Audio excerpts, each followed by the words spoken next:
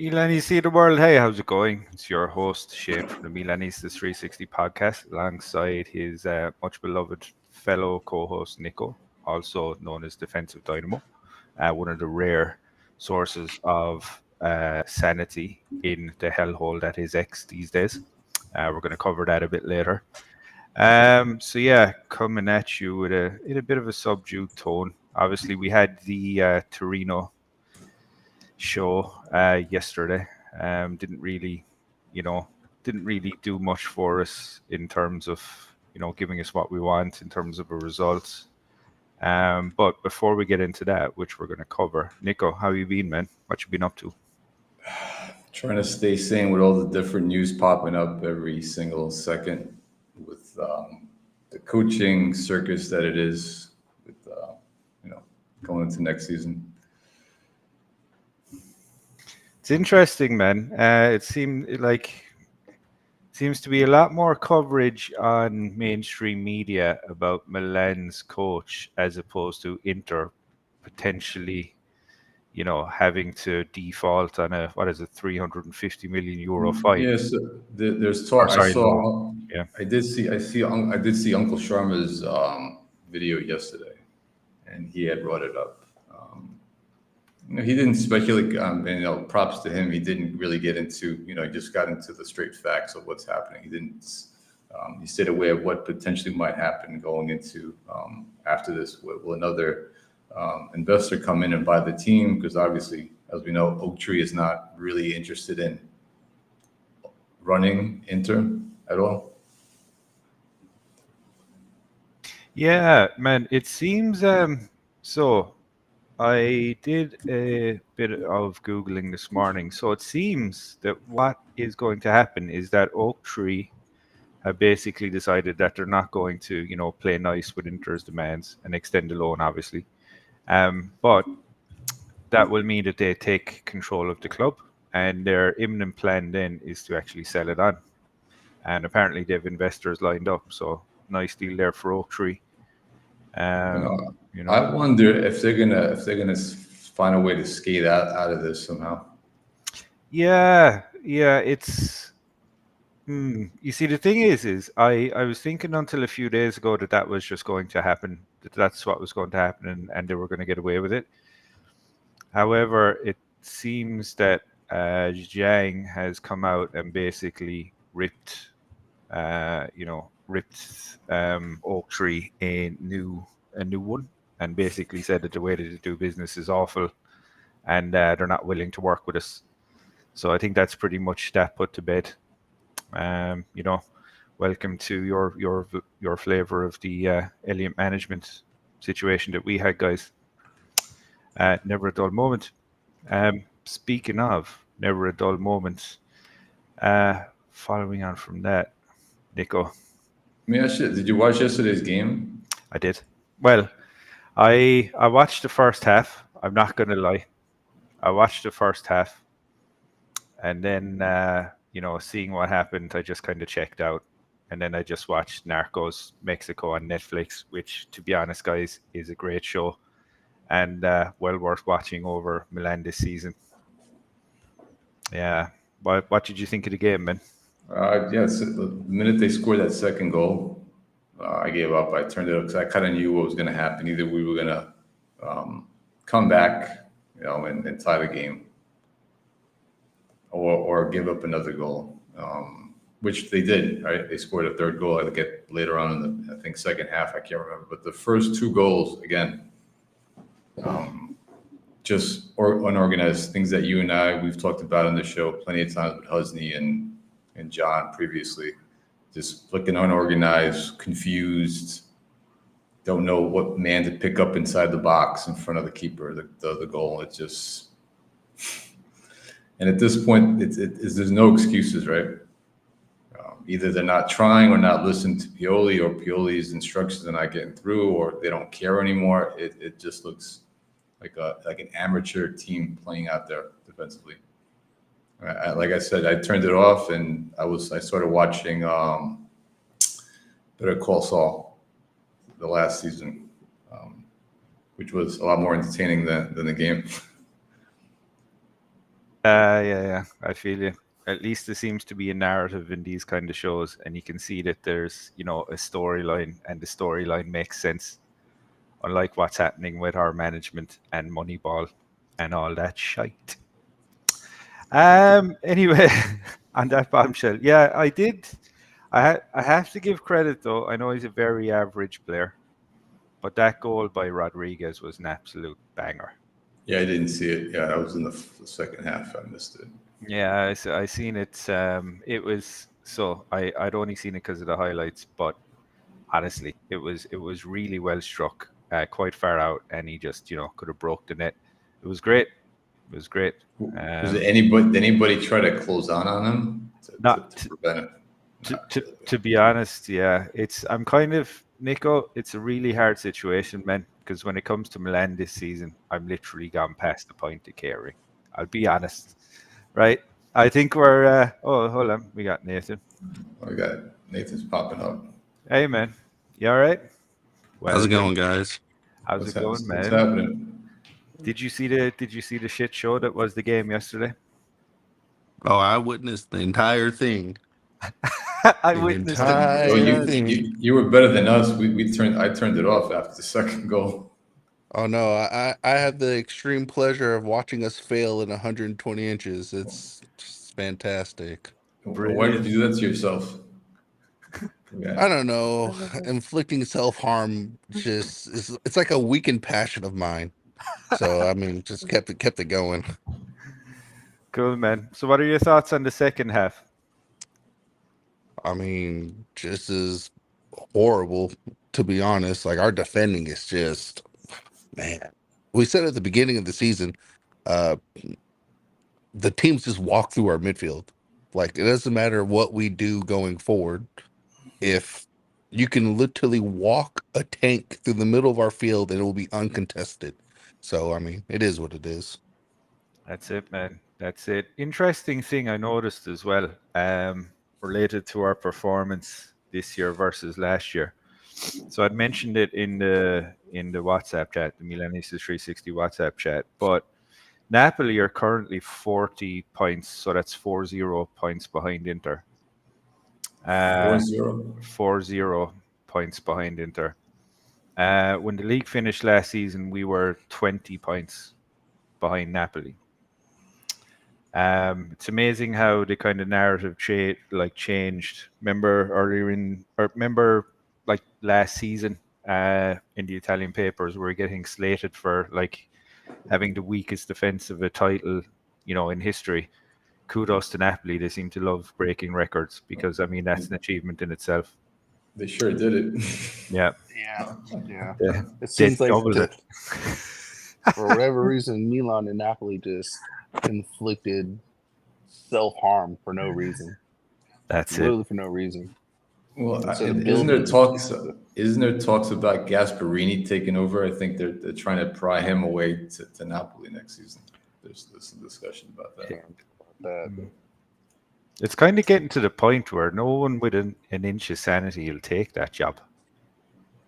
Especially with that Yeah. owner. It's the owners their problem. It's kind of similar to us, really. Well, they're worse. How many managers they've run through this season? 2 or 3? Must I be lost count. 3. So who's the guy they had first? The guy that used to manage Roma. They had him first. And I can never remember his name. Then they I had really can't remember. Mazzari. Mazzarri up came back, and Cannoli. Cannoli, is it Cannoli? Is there now?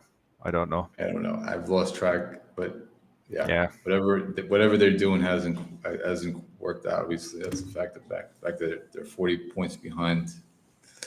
That's it. I'd love to see Napoli Sansoni's impressions and everything like that now, because his account must have died a death because he was going at it large last season. And on paper, they don't look like a bad team. No, they have a good team. They have really good players, but a coach. People who say coaches don't make a difference have no clue. Coaching and tactics are make or break teams. Well, Literally. look at what Hobby's doing over there in Bayern Leverkusen. He doesn't have the most star stacked team. He has good players, right? Really good players. Look the difference he's made this season, where they've gone undefeated. Yeah. True. Or on a smaller scale, I think De Rossi as well at Roma.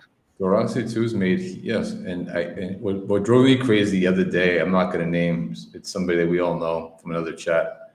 He came out on X and he said, "Oh, De Rossi has no tactics. He just yells from the sideline. He's a madman." I was like, no. Every coach has tactics it's just different levels, right? I mean, it's Pioli has tactics, but it's not to the level of Pep Guardiola or He's a new coach. He's still a He's a brand new coach, new but he has coach. tactics.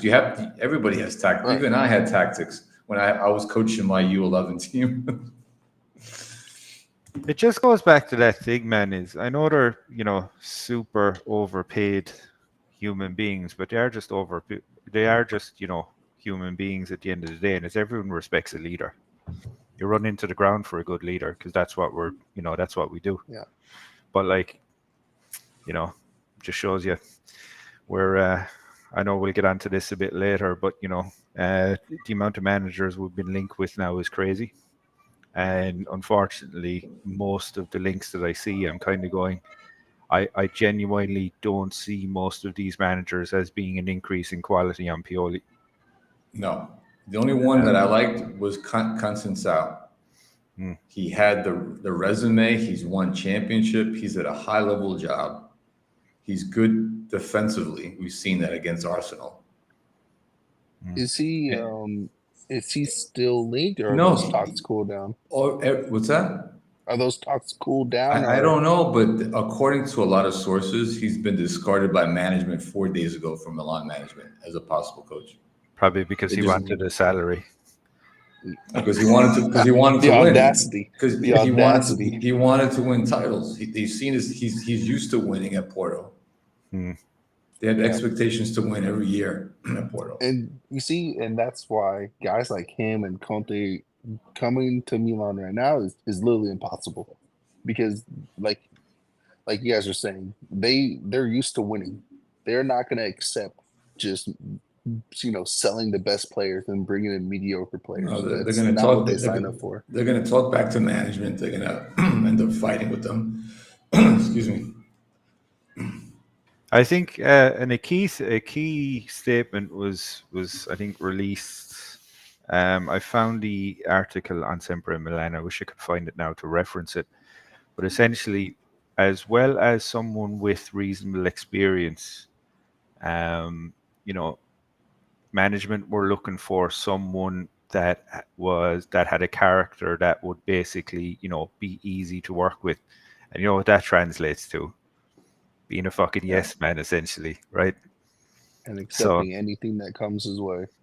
Yeah, that's it. And it was like, Conte was never going to work for those reasons. And if for some strange reason Conte did come, it'd actually be destructive for the club in the long run, because he'd probably last about 6 months and then say, "Fuck you, I'm out." The next thing then it's like, where do we go? What's next? And you see, that's why I know some don't like De Zerbi, but I prefer him because he is young. He does have innovative tactics, and at the very least, he can work with our young players. So, I mean, the next coach that we get they're going to have to give them time, a lot of time, because they're not going to get them the best players. So they're going to have to really rebuild the team from the ground up, to be honest. I feel like we're going to sell a couple players as well, so it's going to be a brand new team again. Which means back to square one. Right. Yeah, that's the unfortunate realization I think I have now. So when they start releasing kind of pieces like, oh, we're going to have to sell either Moynihan or Teo this summer. That's kind of testing the water, basically, to let you know what's going to come, and that's really unfortunate. They said it when they first took over, and they said, word for word, in order to fund the market, there will have to be sales. Well, the only players that teams want from us are Mike, Teo, Liao, Tonali. So Tomori possibly as well Tomori. still. Yeah, so you can't do much about it. These That's guys it. are going to give a transfer budget of $50 million every year, and then it's going to have to go down to sales in order to get the rest of it. Let me put it that way. If we're going to sell one player this summer, who would it be for you guys? Tomori, I think, because I think he's more I think we get a reasonably high price for him because I think he's very close to being on the brink of breaking into the England squad if he ever can with Southgate. But I think a move to England would make a lot of sense, and especially with EPL money, would probably get a more inflated price than he's actually worth. It just makes sense to sell Tomori. I think he's replaceable. At least 50. And he is replaceable, but it's sad for him because he's literally not being considered for the England national team simply because he's playing in Italy, which is just insane because you have Maguire somehow still playing football. And according to Man U fans, he's back into being one of the best center backs in EPL. A few own goals will change their minds again. He's literally awful. He's useless with the ball at his feet. I mean, even if he was great at heading the ball, he's literally good at being a fridge. That's pretty much it. You know, if you run into him, you get knocked out. That's about it. It's just a body. I've seen the English fans complain about this. Like I've seen them always ask, why is Tomori not being called up? Second place multiple times, won the league, semifinals of Champions League. And every year I see them saying it makes no sense why he's not being called up when he's clearly the best center back that they have. I think there's definitely a lot of bias there, especially towards EPL-centric players. But I just think, and I think indirectly, I think if Tomori did go for a decent sum this summer, I think it'd probably be better for his career because he would I think he's more likely to break into the international squad. You know, it just makes a lot of sense. And I'm sorry to see him go as well because, again, it's leaving a gaping hole in that defense because, I mean... And he does love the team. Did you see that documentary that they put out on him a couple seasons ago, right after the Scudetto? Yeah. You can tell, and even his level of Italian as well. I mean, that was only after a couple of months. He really went out of his way to acclimatize. But he is replaceable. Obviously, there's plenty of good center backs out there available this summer. If management decides to pick to buy any of them, that's the thing. That's it. But of course, then it's also that thing of Kier is gone in the summer, and I know Kier is, he's been, not. I'm gonna Simic needs to replace him. Simic definitely deserves time. We all agree on that, obviously. But the thing is, will the new coach give him a fair shot? That's the thing. That's the thing. Yeah, they should. We've seen enough of him where we know he would be, with enough playing time, he's going to be a good center back for us, and he's a leader as well. Even if Tomori did stay, though, I still think that the scope we still need an experienced centre back. By experience, I don't mean 36 and just about to retire. I mean someone in late 20s, maybe early 30s. Buongiorno is what? Isn't he like 25 or 26 or something like that? He's a leader as well. He's leading that team. He's a natural born leader. He could be a good, even though a young player, he could be a good, I guess, mentor for the other center backs. Yeah, and I watched him heavily yesterday just because I hadn't really gotten a chance to watch Torino, and he had a good game. So, I think that's a pretty good shout.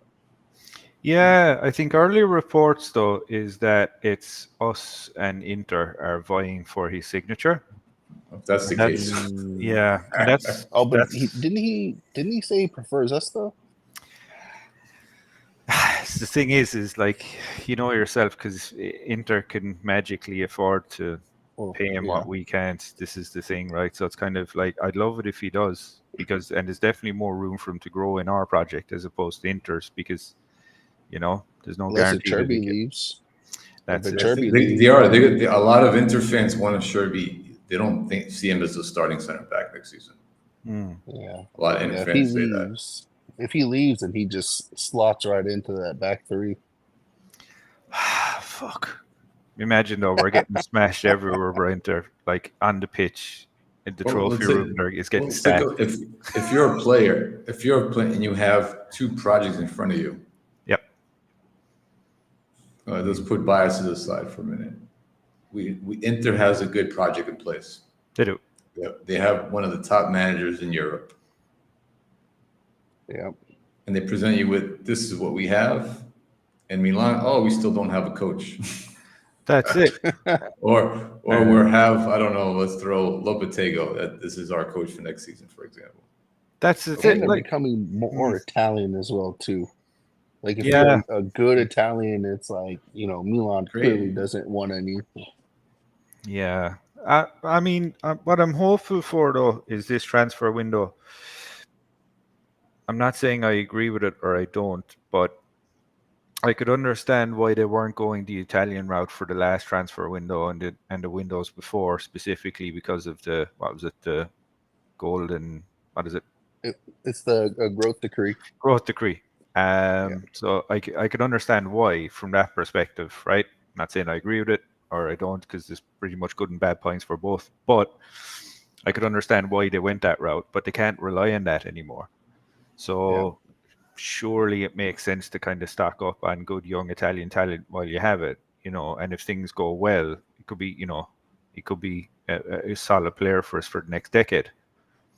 So, I mean, but again, look at how well Gabi has done when he's actually allowed to play. Not the 5 to 10 minutes of game time every 60 days or something like that, but real game time. Do you know what I've noticed with him right now? He's never going to be a world beater, but he's very consistent for the most part. Like when you compare him to, most of our other centre backs anyway, he seems to be very consistent and willing to put his body in front of the ball and put himself into very tough situations that an awful lot of our other defenders don't. So, I mean, he obviously has to stay, and it can't just be, I think it's I would see a valid setup with him where, even if he is a bench player, if we do have two quality centre backs, I mean, imagine having him to call up on, because he would do a great job for you, and I think he'd be happy enough to stay as well, because, I mean, he was happy enough to come from Villarreal, come back. So, he obviously does love the team, and then obviously he has the profile to fit in next to a more pacier center back, right? He offers something completely different. So you have one center back that can press up the field a little bit. Pitch. You got someone like Gabi who's physical, good with positioning himself. To kind of cover that backside, right? To cover that other center back. When was the last time we conceded 3 goals? Lost. But it's not even the fact; it's the way we concede them. Those 2 first goals. The first one, Chow lost his man. And I said it yesterday. When I looked at it again, Chow simply, if he had checked his back shoulder a little bit, just check his back shoulder, he would have seen Zapata behind him. Because Tomori was marking another player. And he didn't do it. Second goal, if you've seen that, the cross came from the right side, There were 2 players, Torino players, on the back post. That's it. Wide open.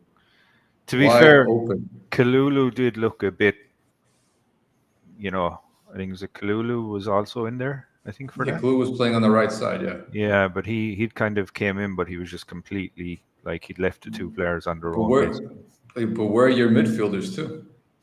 I'm sure we don't have defensive midfielders anymore. Let's stick to one department. Where's Benny? But that's still your role. That's your as a midfielder. You need to backtrack, right? Let's start from the back up. But I understand. But Christ, we still only have 4 defenders in the back. That's not enough.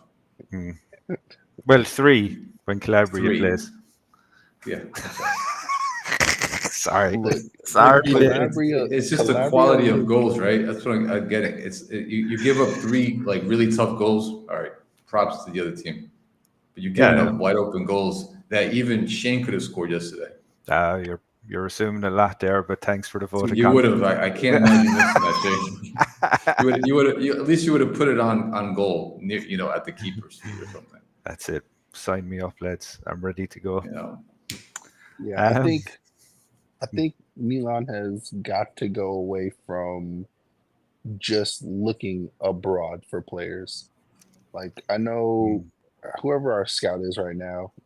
Moncada's the head scout. yeah. He's the head. He needs to stop. He needs to stop. Well, my thing is, hold on. My thing is, he's supposed to have this great relationship with the French teams, right? The academies that they produce a ton of really good players, defensive players. Where was the last time we were even, tied to any new French center back or right back that's coming out of the system? I was about to mention that because the thing is that I don't want them. Yeah, but they're talented. But the fact we got Kalulu from France, he turned out pretty well. Has not improved at all. But he's been hurt too. He is not improved at all. He's better than Calabria. He is. I think. I don't think he. I don't think he is. From a tactical standpoint, he's utter garbage. From a defensive IQ standpoint, he is not there. Physically, he's young. He can get there. Physically, he is obviously very good. But your first job as a defender, whether it's center back, left back, right back, is to defend. Yeah, I agree. If you can't do that part first, you're useless. Well, he's still only 22, though, isn't he? That's based on he needs the right mentorship. He needs somebody to mentor him. Even somebody like Maldini, he became the defender. He became because of Baresi. Baresi had a big part. We have 16, 17, and 18-year-old Italian defenders, wingbacks, who are better than him right now. But I agree. So that's why I'm saying we need to just. I'm not saying to sell Kalulu, but we need to start looking at Italians for defenders because they grow up naturally. Like in Italy, the natural thing is a defensive mindset. Like everyone in Italy grows up knowing how to defend. So why are you going to places that don't do defense as their first thing? Yeah, it rarely works. Sense. Like if I want a flair player, if I want a player with flair, I'm not going to go to Italy. I'm going to go to Brazil. I'm going to go to France because they have tons of flair. If I want someone with speed, it's in their culture. It's in their culture. Right. So go with what makes actual sense. Well, that's the thing. It makes too much sense for our current management. But at some point, I think Moncada has to be seen to be, providing us something in terms of young players, because do you know what I mean? That axe it would fall pretty quickly. The good ones as well too, not just any because random that's young essentially player. his job. You know what I mean? Yeah. You're not. I'm not expecting an Mbappe level finding every season, right? But you don't need to be. Yeah. You just need to be a good, solid player in a good, solid team structure, and you will beat 99% of the teams. True. Very true. Very, very true. We've only. I think we'll have to see what the incoming transfer window brings us, but I'd say it's probably going to be, we're finally fixing 2 or 3 key problem areas. We've lost Moynihan or Teo. So back to the drawing board, Well, and then hold on. Let's touch on our striker, right? We've been, they keep trying to saying we're going to sign a new striker to replace Giroud. Susko's the big name, right? That's been out there. We've already been out there. Yeah. It will probably have big, and then Red Bull, his current team, they're trying to keep him as well. Yeah. So he might even end up staying. I just don't see him. We can't afford him. No, not at 65 million. I think that's what they want. Well, according to some people, if we do we move certain things around, pieces, we can afford them. Man, there's no way. Even if we had 120 million, we are not spending half the budget on one player. No, I can't see it. There's just no way.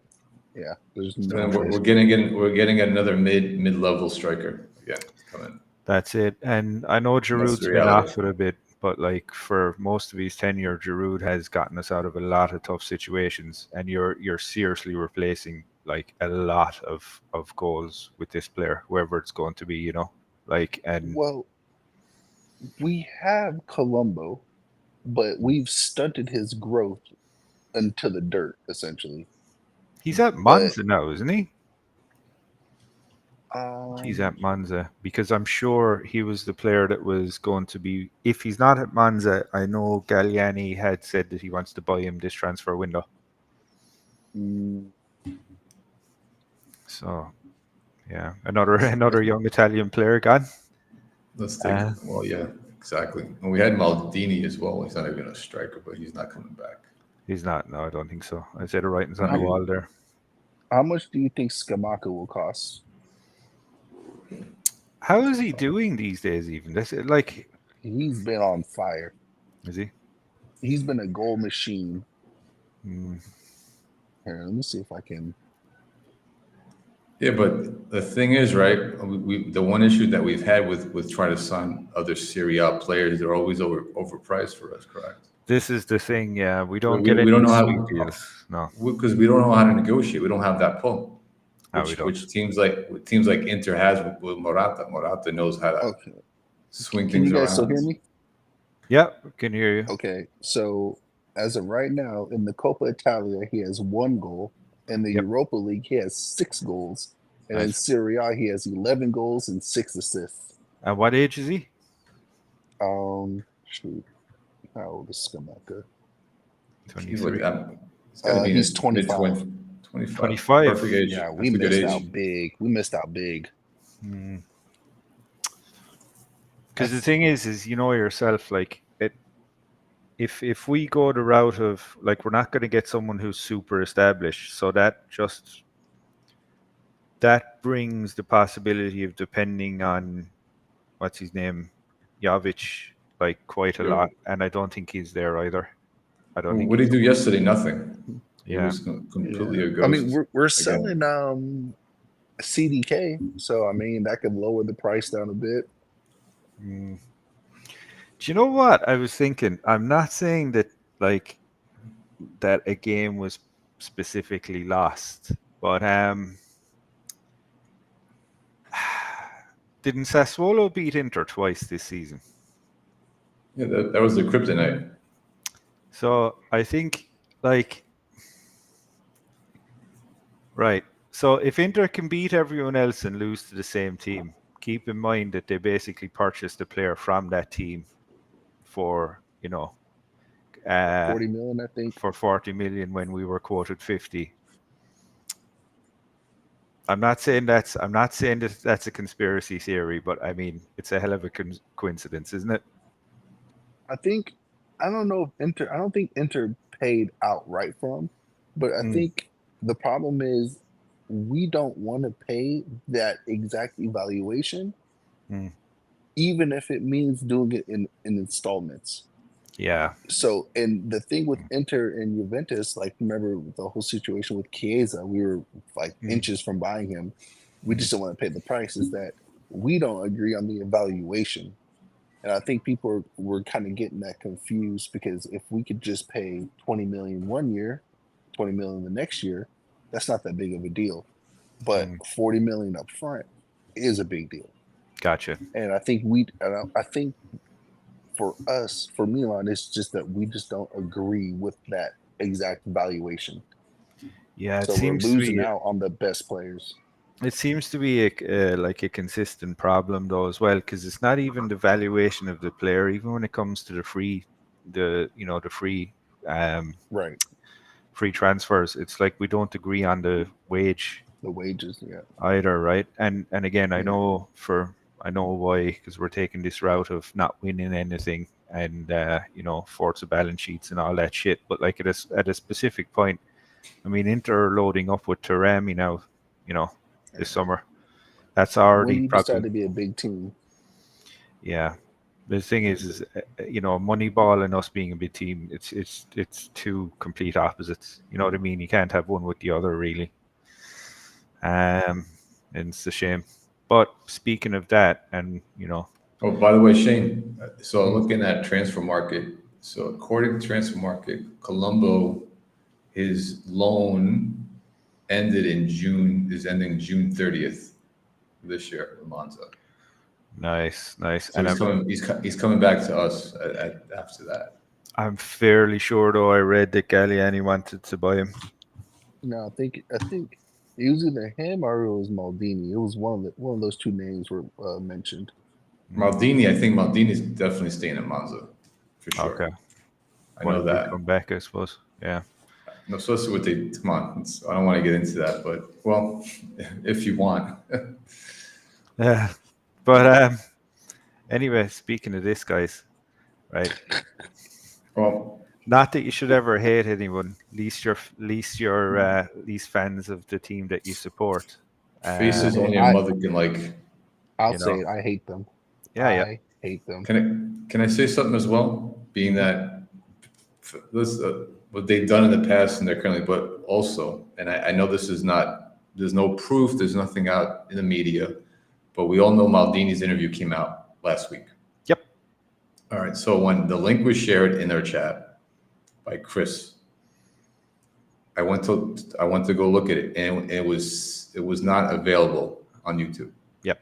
All right. And it was set to private. I was like, that's weird. I'm like, this is a big setting it to private, Maldini's interview, while you have every other interview that you've done in the past 6 months available on the playlist. I'm like, or maybe it's a mistake. Shit happens, right? Maybe the intern fucked up. All right, let's blame the intern every time. Then it comes out a couple of days later that were mentioned that they had pressured Syria Radio, who did the interview, not to show the interview, to censor it.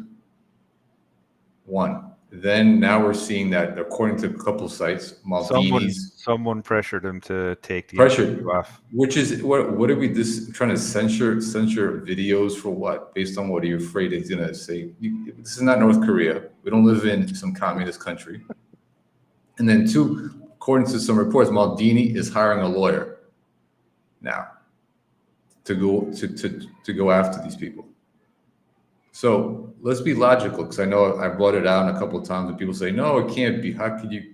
It can't be. You're trying to say that it's management, it's Jerry and his people." Well, who else could it be? Who else would have the power and the motivation to do something? What is it?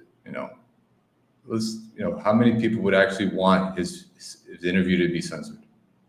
Right, because Maldini is a national treasure in Italy, and the only people he had beef with were Serious beef too. Yeah, Serious beef. Were the owners. So there's really no other person or other entity that would not want something to come out other than these guys. And what's the old man's name on the board? Scaroni?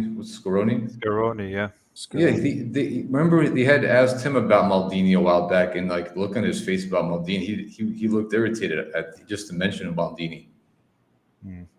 Yeah, So there's something that happened behind closed doors that we're not aware of.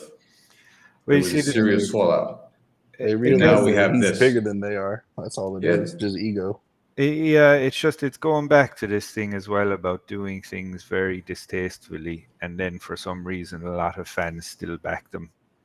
And then let's just put it. Say if it comes out next week that actually Jerry and them try to pressure them, they try to censor it.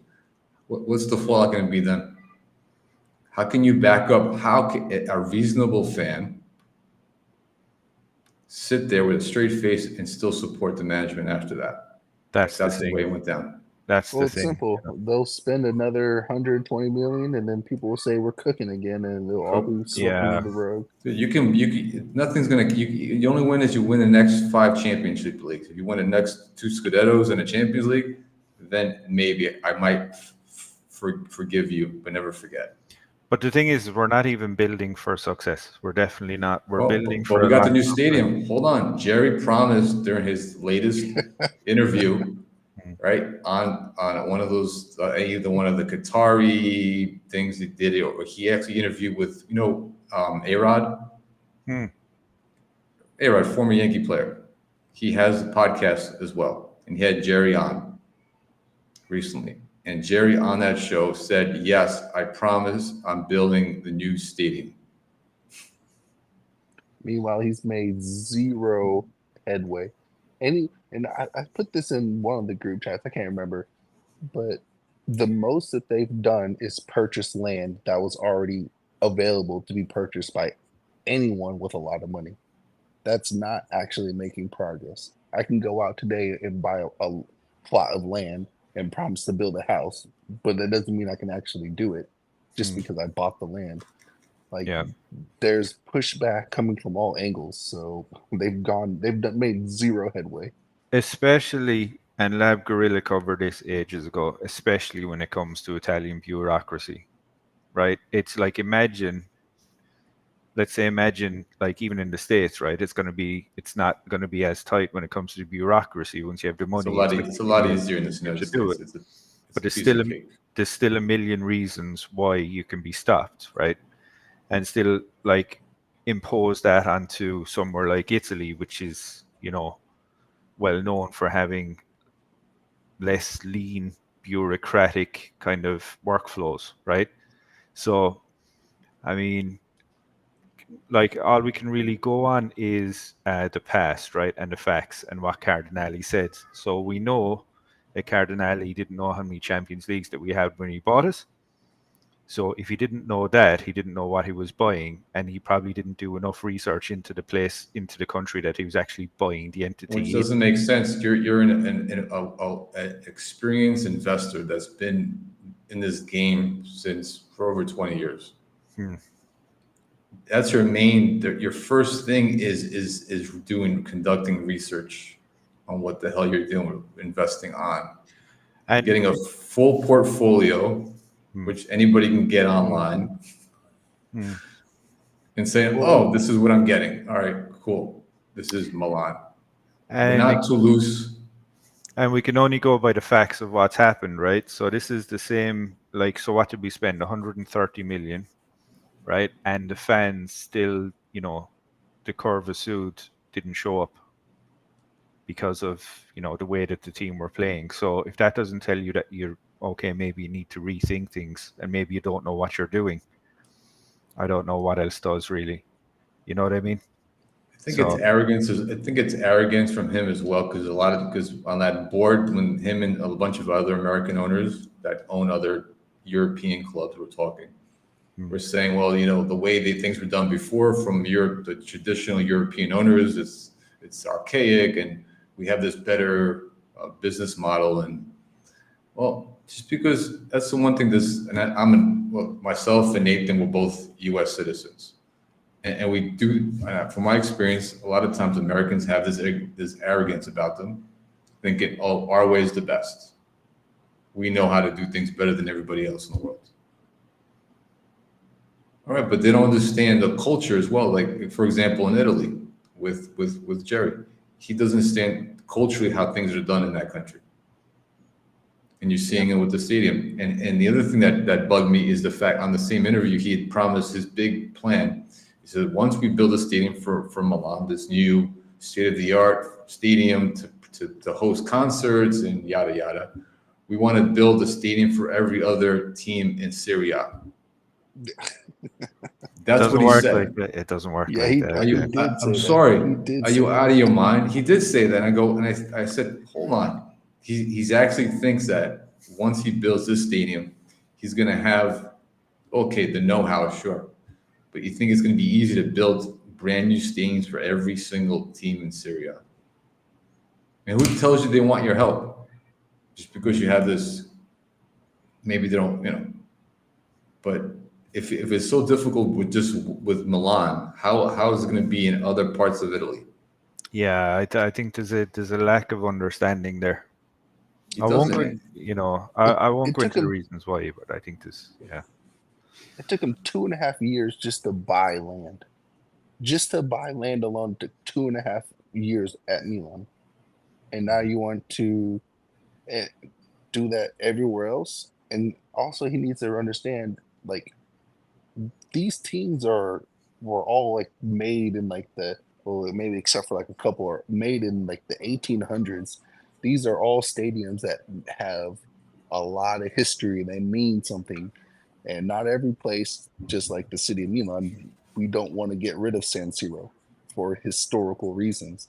So you got to figure out where you're going to build another stadium, and then you got to work out whether or not well, I don't know, I guess Providence or county, if they want to even build there.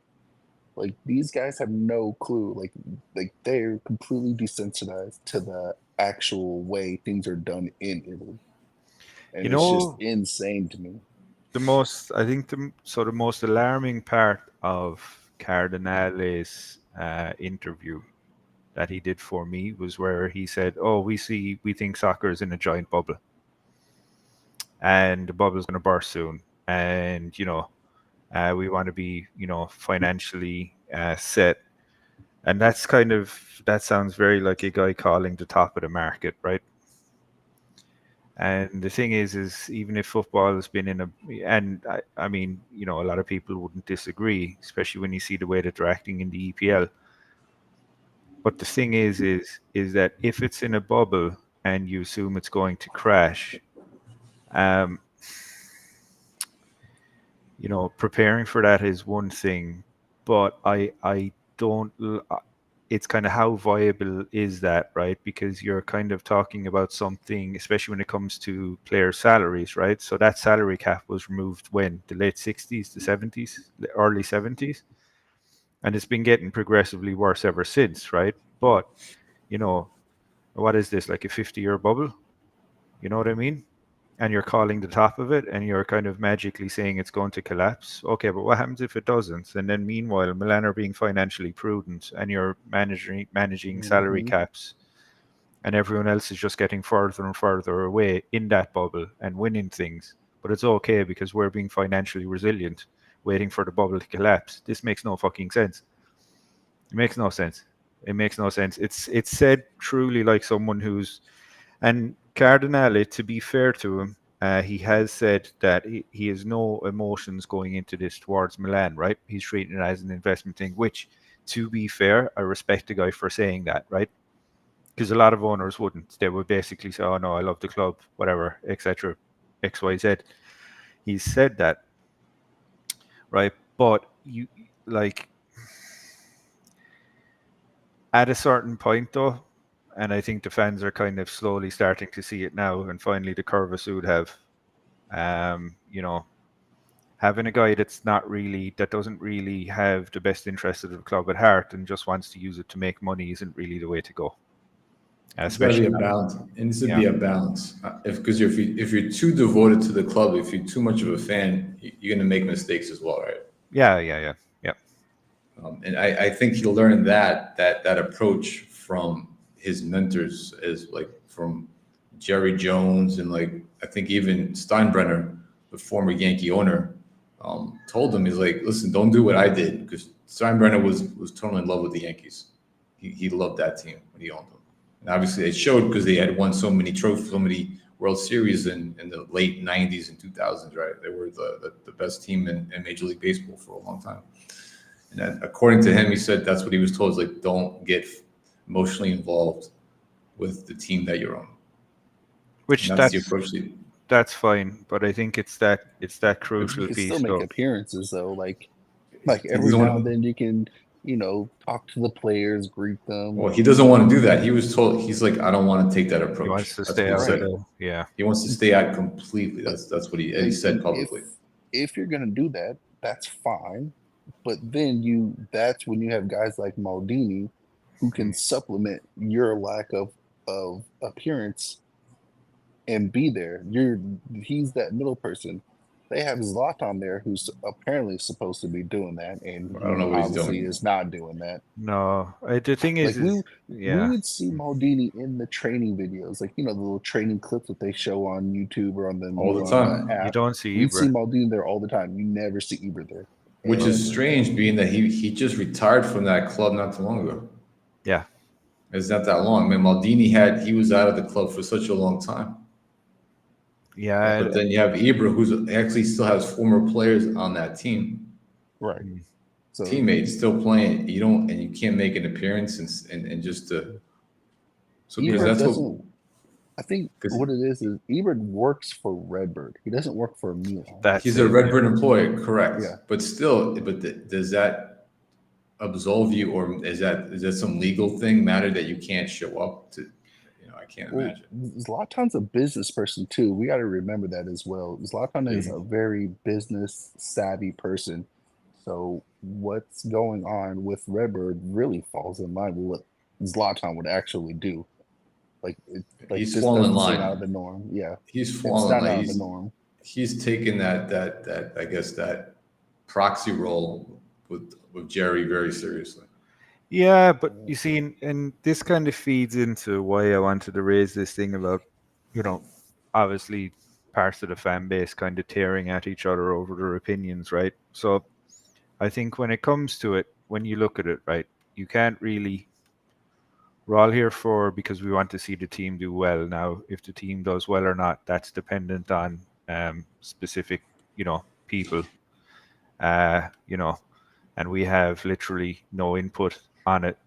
But what I would say as well, though, is that at a certain point, it's kind of, that vibe where if someone screws you over, it's their fault. If someone screws you over twice, it's your fault, basically. And I think we're kind of falling into that range now. Part of why I've stopped watching the team has been because I kind of feel that I'm being lied to as a fan, completely. I feel that ownership are basically taking the piss and do not want what's best for the team. So I'm finding it very hard to get motivated. Certain section of the fan base, are still heavily backing ownership, which I can understand from their perspective. Owners, good or bad, they're the owners that we have, but it doesn't mean that you necessarily have to agree with all of their decisions. And that's kind of what I see that an awful lot of fans are kind of doing. They seem to be, for some reason, I didn't realize supporting Cardinale was a thing. I thought you were supporting Milan. Well, it's interesting because one thing I've noticed is I feel like it's a lot of the younger fans that are okay with this, the ones who might have been brought into Milan after the success and more so into the Banta era, so they just have no clue what a real Milan is supposed to look like. Yep. But it would be shameful for the older Milan fans who have watched Champions League finals and things like that to support them after how they came in and treated Maldini. And then in one of the recent interviews, Jerry literally said he came in and he did something he doesn't normally do, and he did nothing. He literally said he decided to do nothing the first season. He wanted to watch, observe, yeah, pretty much. Right. Like we just won the league and he came in and said, I'm not going to do anything to make sure we continue winning, despite his interview saying he hates to lose. But instead of ensuring that we win more, he decided to do nothing. That's it. Like you can't back this up. Like I don't care if we win 5 Champions Leagues in a row. I don't care. I will not like this guy. I will not support anything he does. He wants Milan to be an international. I mean, we're already globally known, but he wants this team to be purely international. And you have to win things. You have to win for the things. people. That's For the what people sports is about at outside the end of of the day. for the people outside of Italy, it seems okay because the disconnect is kind of there, especially if you're not Italian. But for those in Italy, this should be super unacceptable.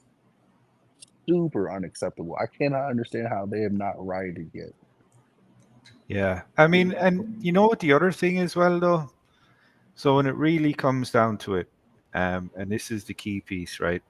Forgetting about Maldini and forgetting about everyone else, right? But let's just say, okay, well, it's not forgetting about Maldini, but certain sections of the fan base that are still, very pro Redbird, they seem to have this kind of ace in their back pocket. They feel, which is, oh well, look at our form under Maldini during the last year, right?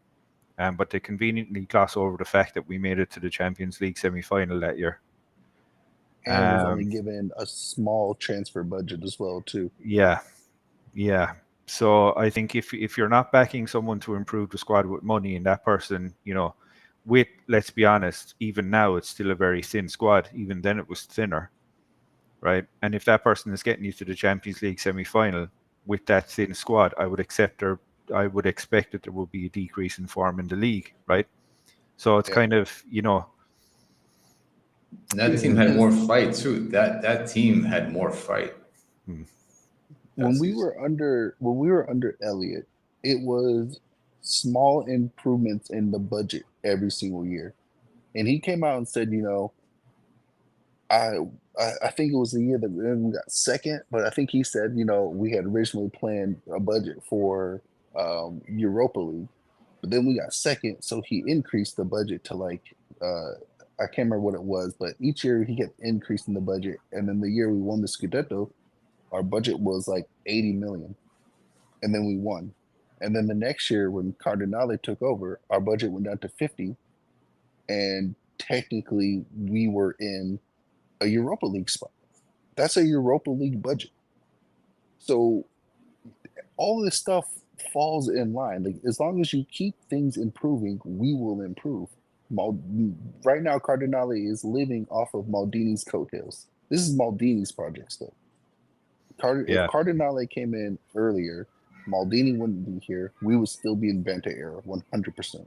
Yep, 100%. And the thing is keep in mind, I think what the final nail in the coffin for Maldini was, that interview that he had with Sky Sports, Paramount Plus, or Paramount Plus, was it, where he basically said, "Oh, we're in a specific moment. We need, more investment, etc." That was a nail in the coffin. That's someone talking about what is the best thing for the club. Have you heard Forlani, or have you heard, Cardinale, or have you don't hear that. You hear about what's best for the balance sheet and what's best for Because, according to them, winning the same team winning the Scudetto every year is boring. Like, that makes no sense. Like, I mean, in so many levels, like in so many levels. So even look, as you know, right? So I live in Malaga. I live in Spain. All right. So historically, predominantly, it's been mostly Real Madrid, and then it's either going to be Real Madrid or Barca, right? Correct. It's going to be one of those two. Is that damaging for the league? No. It just creates two sets of diehard fans. Look at the EPL.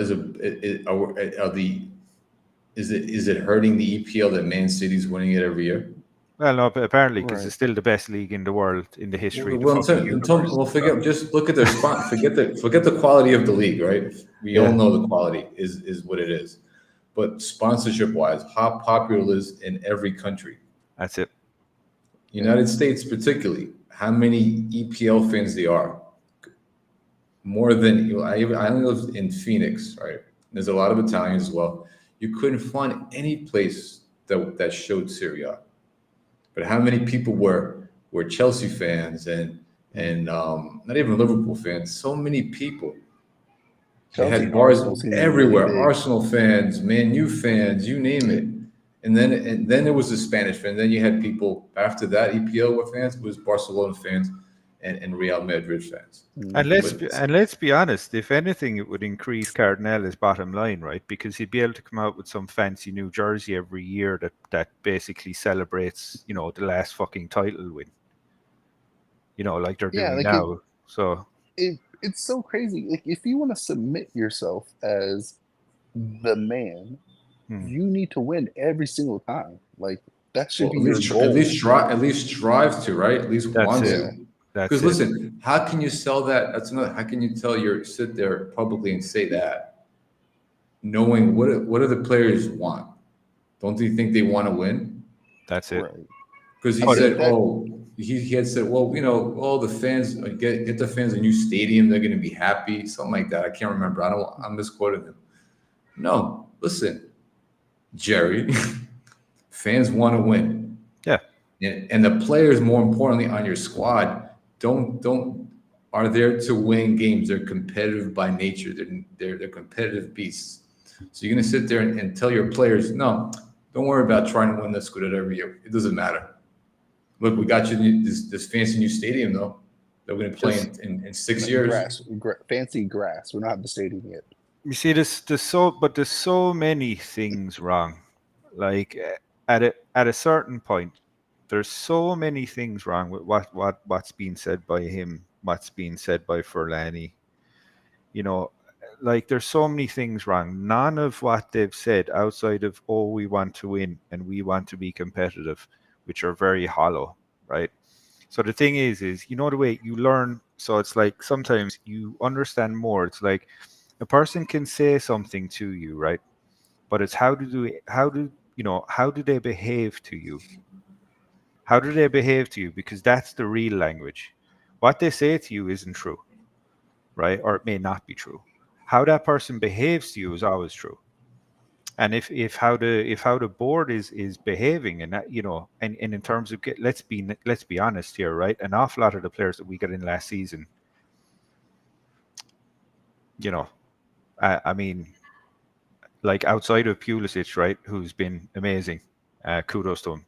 I don't see any of them basically getting to a level where we could kind of say these are going to be future legends for us. Maybe Tijani, possibly. Maybe. Maybe. Maybe. I mean, I don't see it. He possibly. I mean, lost his cheeks. No. Let's be real. I mean, what age is Loftus-Cheek? He's like 28, isn't he? He's like 27, I think. 27. And what is he offering? Like for me, he's the first one on the chopping block. In the Yeah. Tijani, he has his qualities when he's improved a little bit. But yeah, overall, Pulisic's been the best signing by far. 100%. But even with him, where was he during the big games? Yeah, that's his biggest problem. Okay, that's the biggest problem. We let's take it back to the Roma game, right? Real quick. So those two Roma games, the two legs, simply they overloaded that Leao side and Teo side, correct? They sent everybody on that side to shut him down. Which meant he had more space. Which means Pulisic has more space. Where was he in those two legs? Didn't do anything. That's when you need to shine. If you're gonna be supposed to be this next level of right winger for us, that you can't just score 3 goals against Torino or I don't know, against Sassuolo. Well, you know what it is? You got to show up on big games. With Pulisic, I don't know if any of you guys watched him while he was at Dortmund and then when he was at Chelsea. I did at Chelsea. Yeah, when he was at Dortmund, what made him so good was the way the team was structured. No one's ever isolated. So in these big games, like you guys were pointing out, that they overload Teo and Leao side the field, and then Pulisic has tons of room. Pulisic is not an individual. I cannot say the word. An individual player. No, he's not. So whenever he's going up against a quality defender, odds are he's going to keep getting stuck. And there's going to always at least be 2 people over there just because you can't have 11 players on one side of the field. No. So he's not the type of person like Leao can, with his athleticism, can go past like 2 or 3 people depending on how much room he has. Pulisic is not built like that. He's a 40-yard type person. And within 40 yards, he can beat you. But he needs teammates around him. Like he's a give and go he needs type support. Of person. Yeah. So in the Roma game, it's like a double-edged sword. He has more room, but he's also isolated, and he doesn't really like that. And that falls back to Pioli.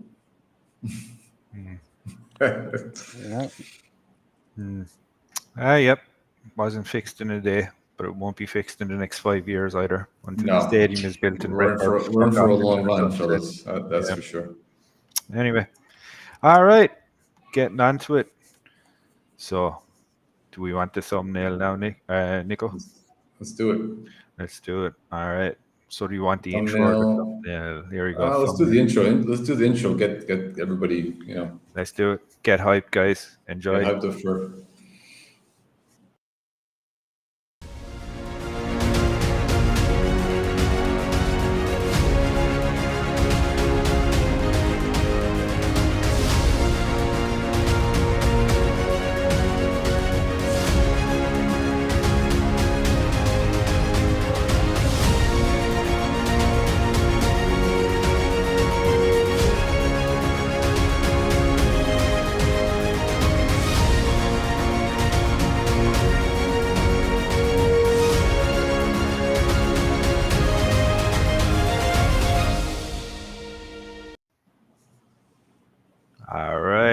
take it away, man. I'll pop up All there. right. As you know, this is the Defensive Dynamo segment of the show. And obviously, as we know, the latest and hottest managerial candidate out there is Roberto De Zerbi, right? Former Milanista, currently coaching at Brighton over at the EPL. He's known for his offensive tactics and being one of the most innovative coaches out there currently, right? And a hot prospect. So let's break down a few just basic stuff about De Zerbi, right? Overview. So obviously he's currently coaching at Brighton, prefers a 4-2-3-1, which is something that we currently play on the PL League. So let's take a look at some of these numbers. So he's coached 391 games, 161 wins, 136 losses. That's his current overall record, right? So let's dive into a couple of things, which is for me is concerning, right? So obviously offensively, we know that his teams can score, right? Goals. However, I've noticed during the Champions Leagues, in the Europa League, his team struggled defensively, right? Especially at home against some Greek teams that they lost to. I think it was PAOK or AEK. They had given up a lot of goals at home, which to me is something we need to consider, right? Being that our current problem at Milan is what? Defense, right? We can score goals. And, bringing a coach like De Zerbi will probably, get us going offensively, tactically, playing more attractive football. But on the other end of the spectrum, our defense is going to be an issue under De Zerbi, in my opinion. So just breaking down some stats, right, from theanalyst.com, Opta Analyst. So currently, expected goals against, right? This is where Brighton stands. They've given up 351 shots on goal in open play and 42 goals from open play. That's a lot. I mean, West Ham has given 51. Manchester United 36. Yep. And let's compare that to the bigger clubs in ABL. 27 goals given up in open play by Man City, Arsenal 19, Liverpool, who've been struggling as well lately, only 28. So defensively, from that aspect, Brighton currently under De Zerbi gives up a ton of goals on open play, which is something we have a struggle as well at Milan. All right, and then set piece goals. That's another issue that we've been having problems well, obviously, the last 2 years under Pioli. So currently, Brighton has given up 100 set piece shots and 10 goals. Is that correct? Yeah, 10 goals from set piece goals.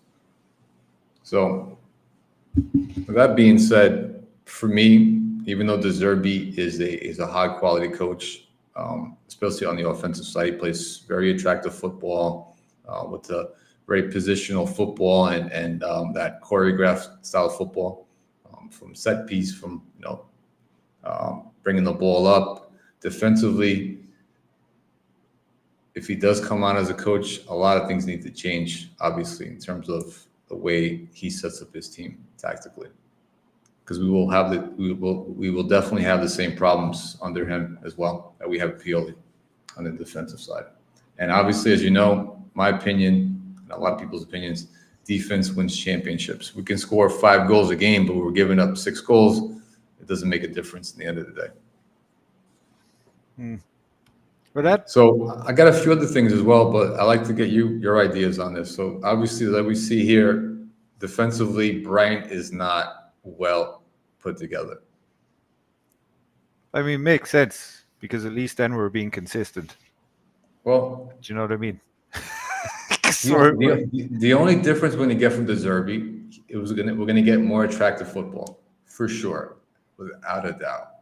But being this is a defensive show on my end,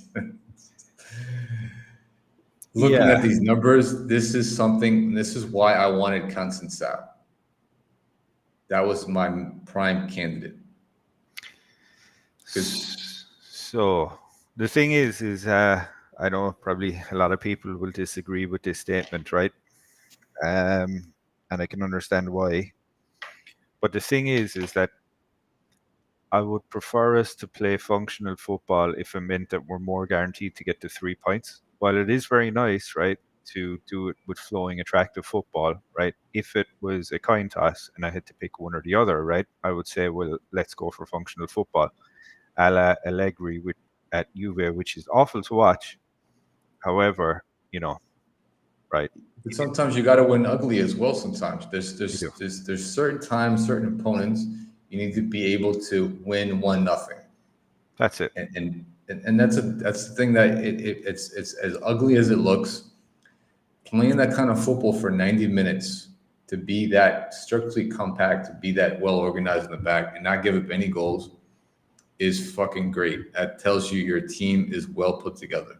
That's it. That's solid and believes It's in what solid they're doing because as you're well. disciplined. Like, because You, you know you what I can't mean. you can't depend on scoring goals every game. It's good. Your team is going to be off sometimes. Yeah, and this is the thing as well. Like, and it's partly why I've kind of lost so much faith and I lost a lot of faith in Pioli a long time ago.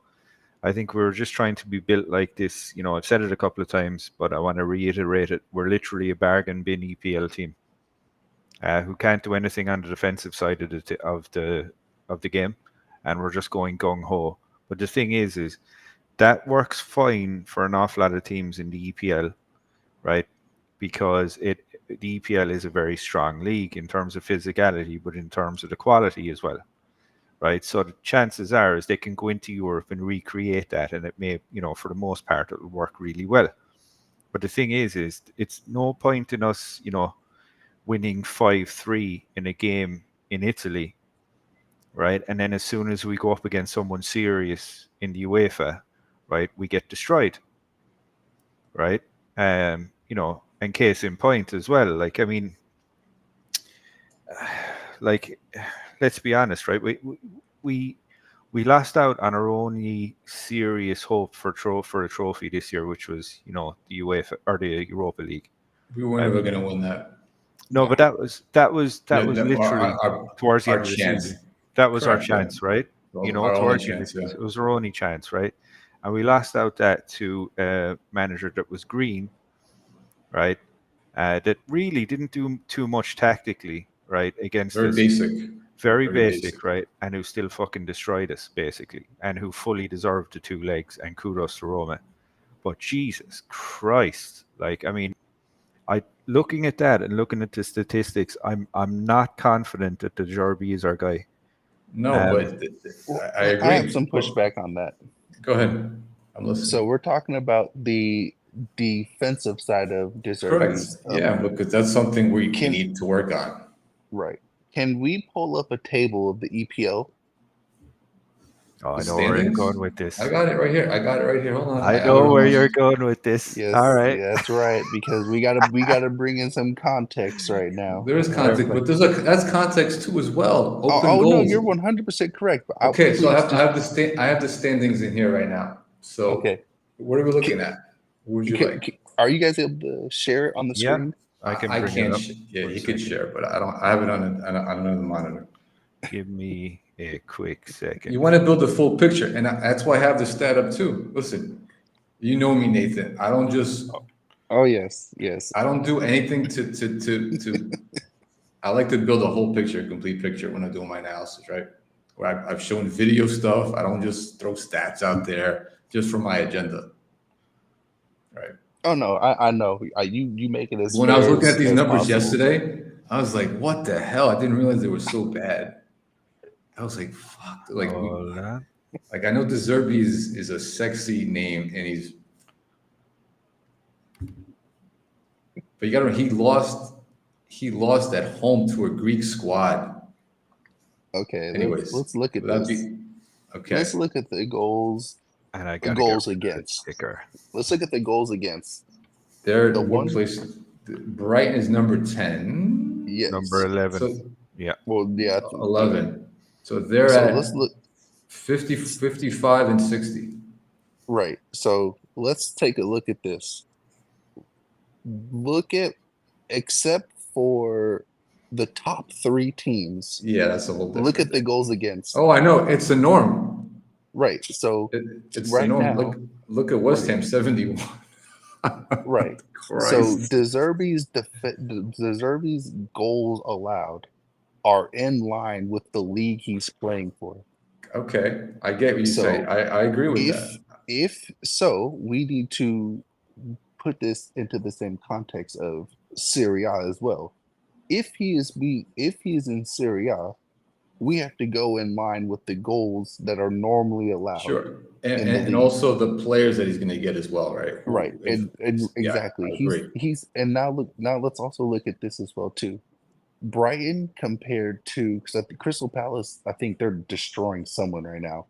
But outside of that, West Ham, United, Newcastle, Chelsea, Tottenham, Villa, Liverpool, Arsenal, City have vastly more resources at Correct. hand compared to Well, Brighton. he does have some good players on his team as well. I mean, I know they've been injured, and And they sold a bunch of them as well. They sold a bunch of players as well. But still, you need to work with what you have, correct, Nathan? Right. And with what he has, falls directly in line with 99% of the EPL teams.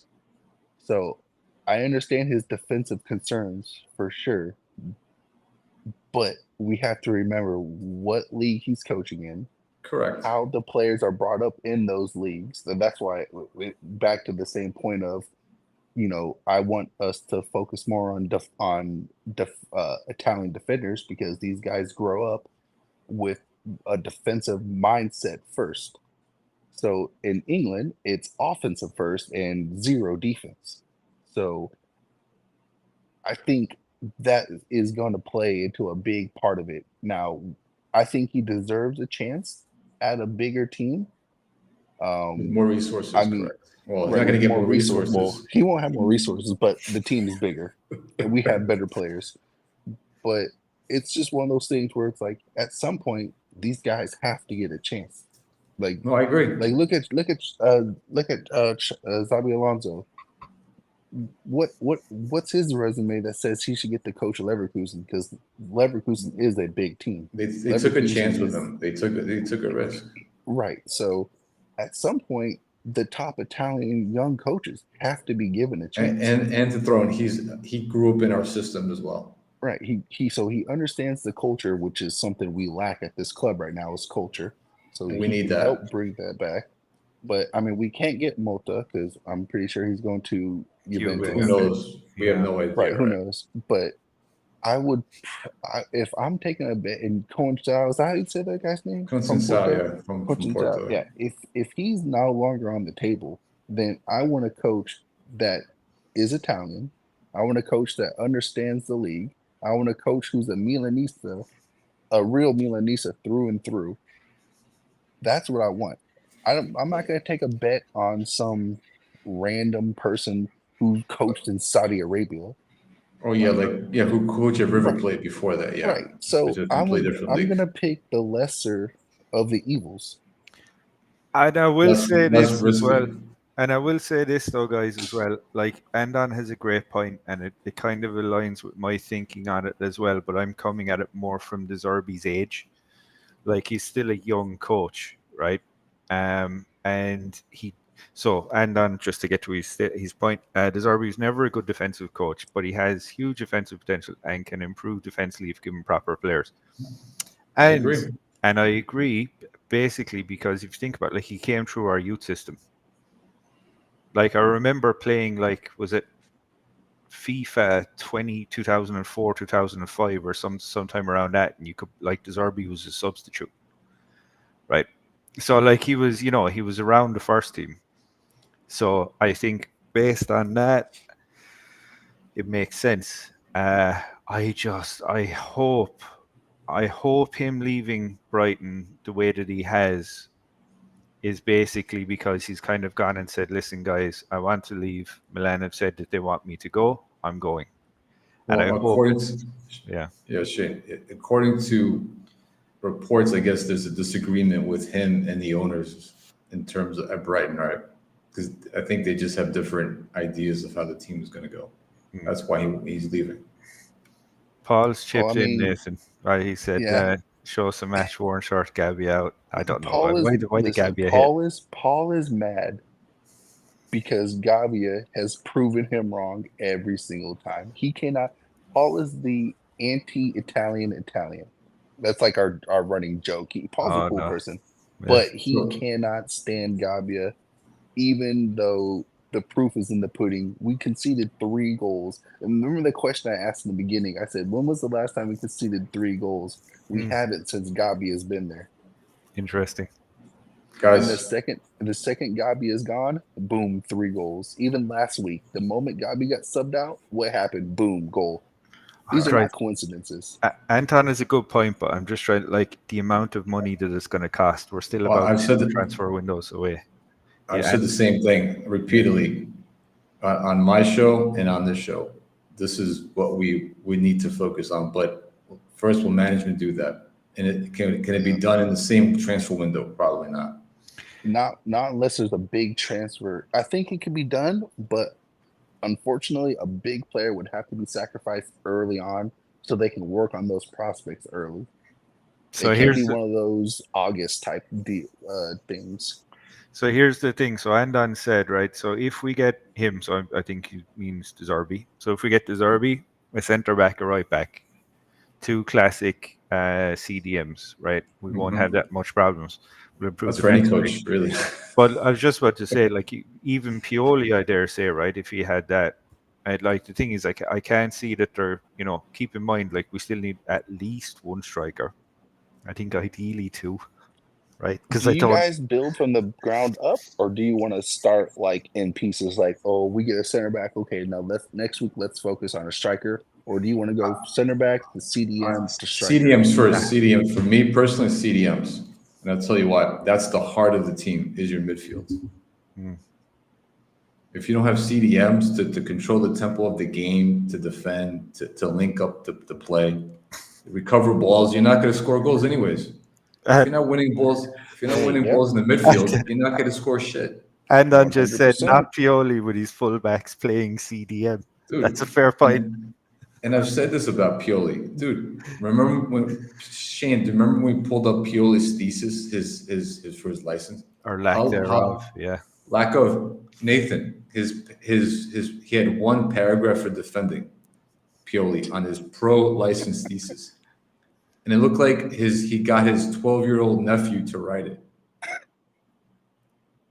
It's so funny because So that tells you he could care less about defending. He don't give a shit. the stats certainly indicate that. And the stats.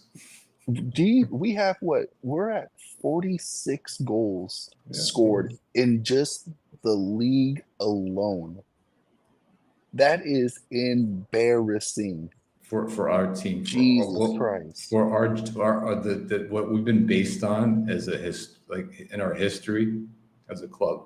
Now, that's why I'm impressed, right? Look at Borussia Dortmund, what they've done. They don't have the most talented team this season. Look where they got in the Champions League, not because of their offense, their defense. Hummels. Those guys, they're playing solid defense day in, day out. Right? Were they though? Because I thought Dortmund were notoriously shaky at the. Oh my God! And like at the Champions start of the League? season Champions have been killing it, and defensively they've been fucking amazing. in the league, were they? In No, the because I in the remember. league they've No. been struggling. Okay. Yeah, But it's in Champions League they're a different animal. Yeah. They're one of those teams that make you scratch your head. Like they go out and beat, PSG. They'll go and randomly beat Real Madrid, and then you go into the league, and then they get smashed 3-0 by Cologne when they're trying to get into a Champions Yeah. League position. Fair point. I think it's just focused to it. Who knows? But listen, regardless, what they've done in the Champions League run is impressive. They're in the final. In the finals, Can you pull up Paul's last comment here? Oh, we scored. Okay. Yep. We scored a lot of goals though, so it's not the end of the world. Stop crying, Nathan. goals. See, Fuck. that's the Paul, wrong mentality. Paul, Like, I know you he's win taking by a dig at me, but defending. You win by Yeah. defending. End of story. Another Yeah. good point. Real Madrid, when they played against Man City in the second leg, do you know why they won that game? So I did some research for my upcoming episode for the Champions League final. So Carlo Ancelotti, his son is the assistant manager, right, on the team. If anybody doesn't know that. I didn't know that. So he doesn't run the practices. He lets his dad but he does a lot of research that his dad doesn't do because he's fucking old, Carlo. He doesn't care as much, right? He does a lot of research, and he studied how Arsenal defended against Man City in the EPL and how they beat them with those four midfielders in the middle to force them to go wide. And he imitated that. He's like, "Hey, Carlo, hey, Dad, you see how Arsenal set up their defense to beat Man City? We're going to do the same thing." And that's how they played against Man City in that second leg. And what did they do? How many goals did they took them to penalty kicks, correct? Yeah. Because of defending. Because who controlled the majority of the game possession-wise during that second leg? City. By City. But they couldn't do a damn thing. Because defensively, they were sound. And let's not forget, Paul, as well. Because of defense. What won us the league last time? Defense. It wasn't because we're great, like notoriously great going forward. Because that stretch of games we had in the last 6-7 games, we weren't giving up goals. I don't care. Offensive is sexy, is hot, great. Yeah, obviously in soccer and football, you need to score goals. But if you can't defend, you're not going to win anything. End of story. Like you guys said just a few minutes ago, cool. In the league, we might win 5-3. We might win 6-4. But then when we get into the Champions League and we play a Bayern or a PSG, and then we get our ass whooped. That's a whole different level. Right. That's a whole different level of football. I'm talking about you're going up against the best coaches in the game.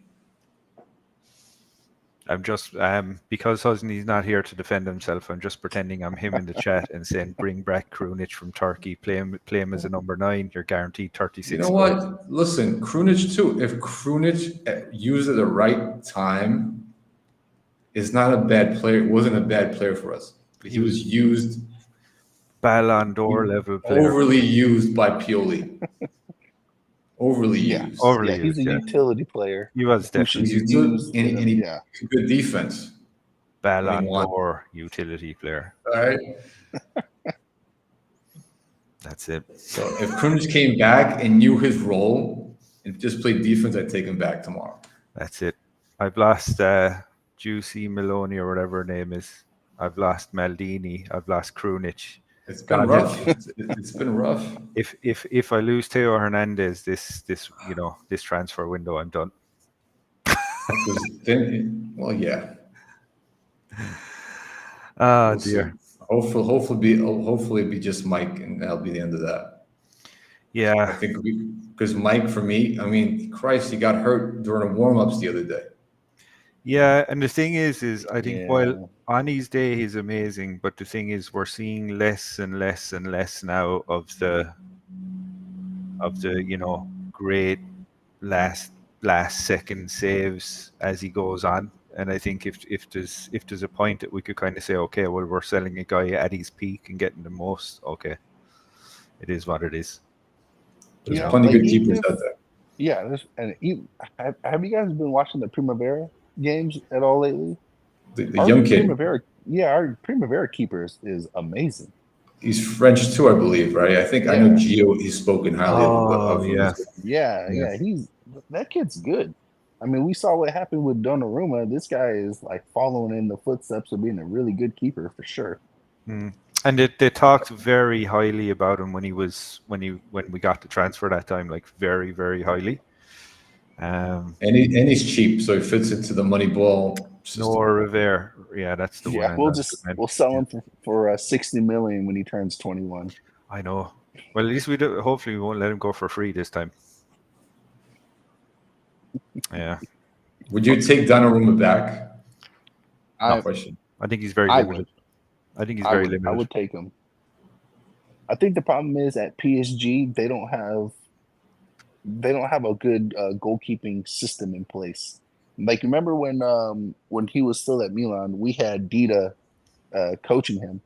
Yep. And I think we got second place that year. And then he went to the Euros and he was an MVP at the Euros, and then went straight to PSG. And it's been a complete he struggles. decline. Yeah, so like to me, every I other think player it's that goes for a holiday. That's another yeah, thing to consider with those two. Good point you brought up Dita. So this season we lost Dita. We had another and goalkeeping coach. So I try to look. He's not that mhm, well known. and Mike's suffering. So Mike Suckers, he's changed his technique, his Mhm. positioning as well. So that's another thing we got to look at as well. Not just blame Mike for everything, but also his coach, the way he's Yeah, teaching him how to set up on between the posts. but they It's a didn't they get noticeable difference. they got the guy from, was it Huge. Newcastle or something? Milan did, as a goalkeeping coach, and I I remember forget the he's guy's name. Yeah, highly I looked it regarded. up a while ago. I can't remember who he is, He's but supposed Yeah, to be but highly regarded. you can see but you the see the difference difference. though. Yeah, like he's highly regarded, but has he won a Champions League? That's true. Was he with Brazil when they were winning tournaments and stuff like that? That's true. Yeah. Like these are things that I don't care how highly regarded you are. If you've never been there, like And also I the don't know what to tell you. relationship with Mike as well. I'm sure maybe Mike and Dita might have had a close relationship as well. Yeah. Yeah, because That one. makes a difference. Yeah, that's the thing as well. I think like Bracey is probably my top player of all time, but I never see him being active outside of just being, kind of there for photos with fans. And I'd really, Are you disappointed a little bit? Do you wish he came out and said more things? I especially to the younger players, because who better to learn from Well, but than me? that's up to management to invite him as well. Yeah, You yeah. just can't show up to the training pitch and say, "Here I am." Me. Yeah, these guys in Furlani charge. does. If that doesn't garnish respect from players, I don't know what else would, right? Yeah, but these guys, for whatever reason, they cannot get their ego away. Like why, especially with the difficulties that the team's struggling with, you should be inviting guys like Kaká, Nesta. like Nesta, like Gattuso if he's not coaching at the moment. Like you should be inviting these guys to like speak motivational speeches or something. Jesus Christ, Or these guys even just mentor them, show them a few things out in the pitch. right. Said, Because good example, they could. So recently was the anniversary of the 1994 finals, right? Recently, when we I beat think was Barcelona it if it wasn't yesterday, it was the day before. the day before. But that was a perfect opportunity for talking about bringing ex players back, to bring that team back, and have some kind of ceremony. I don't know if someone Done just rang something. my Because I door. mean, because from an American sport, we see that all the time, right, Nathan? How often do they do that in American sports, in football or in basketball? They invite the class, the world, the Super Bowl team of 2000 or whatever, to do a little thing to honor them at halftime or before the game. Yeah, it's just crazy. And you know what, Nika, I want to ask you: when you were coaching, did you ever use like video cameras to go back and watch review of games and stuff? Did you ever get to that point? During games. So we had one of because those cameras are expensive, right? Yeah. The track, I wasn't making that. We were getting paid. I mean, we get paid something as a coach, but not much. But one of the Yeah, assistant coaches, U11 is you're not really the assistant you're coach, approaching it. Yeah. the assistant coach had the camera and he would bring it to games, and I would watch the games after and analyze it, like break down and show the kids afterwards. Yeah. Like Okay. how they're forming up, their formation, what like their positives, negative things they could have worked on, things that we could have done better, things like that. Yeah. Okay, good, because I don't think Pioli does that. No, but he said that himself, I though. was. He Oh, does. He really? does. Okay. Yeah, I he was said just something checking. similar. What did he say? So he said, so he doesn't review previous games. Excuse me? Really? Yeah, Wow. Really? Milan have a set identity, and it's up for us to dictate how we play. Really? That's insane. It was. I So hold on. remember Really? it was on a. It was on a press conference. I remember it was a while ago, but I remember. Yeah. So Milan has video analysts. Every major team, soccer football team, MLS, have video analysts as that's like the newest positions on teams to review previous games from your opponent or your team as well. You have opposition and you have different analysts for different things, and they submit reports to the head coach. That's what they Well, do. they're too busy not recording English-speaking content for Dude, Milan fans. That's the case. Pioli, wow. He should have been gone a lot. And the reason why I brought that up is because we see the same mistakes over and Yeah, I over and know. over. No kidding. And if a simple video review, like sit down, like the following Monday, Takes an instead of hour. going out to practice, just take some time and Well- go over the game and watch it and like, okay, Listen, you have a video in the NFL. There's video sessions in the NFL in the morning before they go onto the training field to start training practice. They have video sessions with the team. Even if in soccer they do as well in football, but now Yeah. Pioli's not doing it. I mean, we did it when I was in college. That's why I was asking because like I watched us play and I'm like, bro, we've been making the same mistake like for the past like 5 years with Pioli, especially with the corner kick set pieces. Yeah, I was set about to pieces corner say, kick. and this is where it hit home, right? Because it was around. I'm sure, if I'm correct. Remember last season we capitulated to Sassuolo. It was like 5 or 6-2, something like that. I And I'm remember sure it that was game. around that time. And we were consistently making the same mistakes off of defending set pieces. And that was literally when he'd said it. It was around that time. He should have been fired then. Yeah. That is That's mind blowing, incredible. Shane. Mm. That's mind blowing. Yeah, I was unaware that he said that. That is incredible. Mm. That is really, really I incredible. think whoever the next coach is, that should ask them during the interview process, do you review videos of your opponents? Like, of your what team? is this? I would love to talk to his staff because they've got to be back there shaking their head like, bro, this guy is just doing the most ridiculous things. Yeah, and the thing is what I know I was taking the piss out of Cardinal and Furlani. I will give them some bit, even though they're not doing it for good reasons. They're just doing it, because they don't want to. Well, they want to seem to be weak and potentially that they made a bad decision in not firing him earlier. But I will give them credit to say that they have kept Pioli on.